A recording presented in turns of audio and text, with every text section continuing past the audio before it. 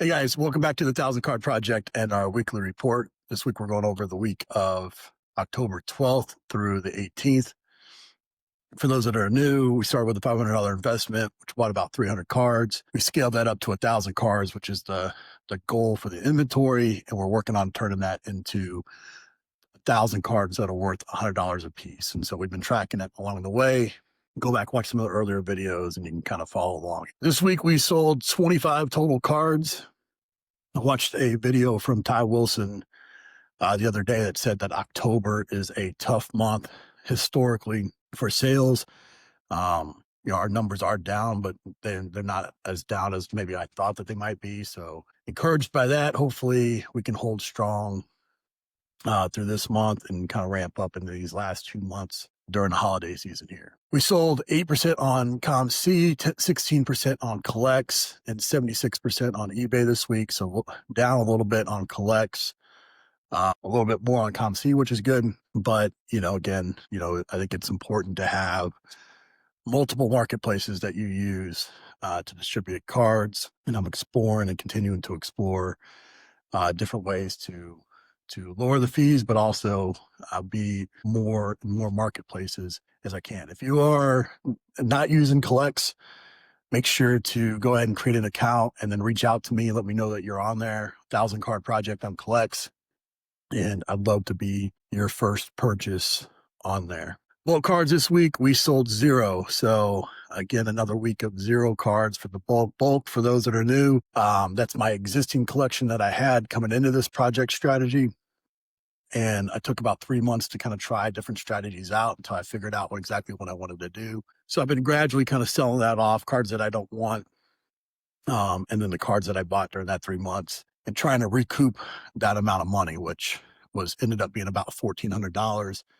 So far we have recouped about $1,000 of that. We still have about $377. My goal has been to try to wipe that out by the end of the year with just letting them sell as they sell. And so I'm going to continue to do that. And then at some point here, I'm just going to throw them into a big lot and try to get rid of them just so I can get that inventory out of the house. But I'm hoping that I can get closer to 0 here and just show that if you have something that you've piled up, you could get rid of if you needed to. Project sales this week, we had 25 total sales for a project level of 204. What that means is every card that we buy gets a level. We buy a $5 card, we give it a level 6, meaning after all fees and everything, we should get at least $6 back, meaning that we profited $1 on each card. And so when we say 204, we're saying that we should have recouped at least $204. And we did that this week. We got $246.41. So that just means we have extra money to put back into the budget, more than we were thinking. Again, we've sold 25 total cards. Nothing really stands out this week. I did have a situation where I've been using Card Dealer Pro, which has been fantastic, but there has been some issues with relisting some cards. And so I had a PSA Jackson Holiday that was relisted, that sold, and just to make it right, I ended up giving them a different PSA 10. I think the one that they bought was a PSA 9, and I gave them a PSA 10. And so I lost $7.50 on that deal. But again, I think it's just important to do business the right way and make that right. Overall, again, only lost on 1 card. And, again, if you're doing that, you can't go broke making a profit, basically. Purchases this week, we purchased 6 cards for $645. So I had a chance to get out to a card show, and I was intentional about buying some higher level cards this week. I wanted to, again, we're attacking this project from both angles. So we're going to have the low end singles to kind of build up our nest egg and replenish that. And then whatever we have profit wise, we're going to try to put into $100 cards and, work on the high end of that goal. So we did buy 6 cards for $645.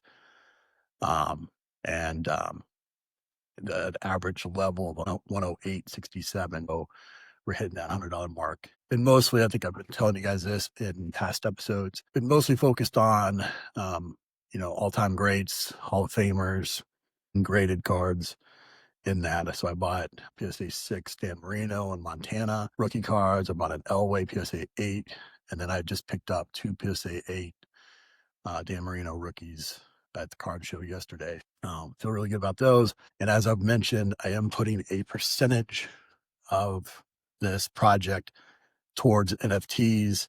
If you don't know anything about that, go back and watch the episode I did with Jason Howell from Card Block NFT Project Podcast. Check that out. I think it's super eye-opening, and I do think that it is the future. I do think that we will be progressing to digital. I don't think we're there yet. But this LeBron James number 130 is the one where he's tossing the chalk up.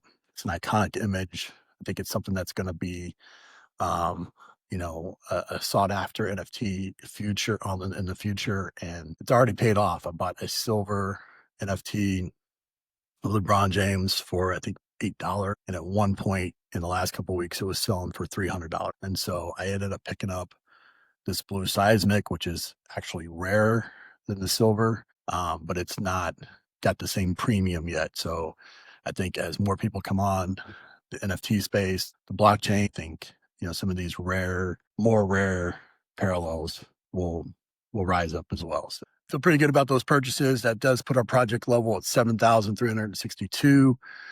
Again, so a project that started with $500 and 351 cards, which bought 351 cards, is now worth $7,362. Pretty conservative. That's basically just, again, we're putting a level $1 above each card. That's pretty conservative that we could sell those for $1 profit and liquidate that and be 7,362s. Again, goal, really I had no goal going into this year, just trying to figure out how much I could do. And so I've kind of dialed in, and I'm hoping that I can hit that 10,000 mark by the end of the year.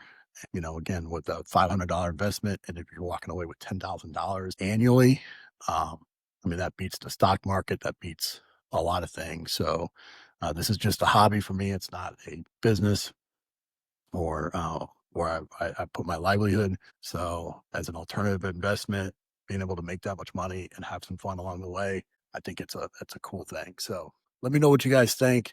Don't have too many questions going into this week. I do actually have a question, so I am about a couple weeks ago, I decided to skew all my cards moving forward instead of putting them alphabetically in the inventory. And I will tell you again, if you have not done that, start the sooner the better with skewing your cards. I think it is definitely the way to go. I heard that advice. I ignored it. Hopefully you guys don't make the same mistake.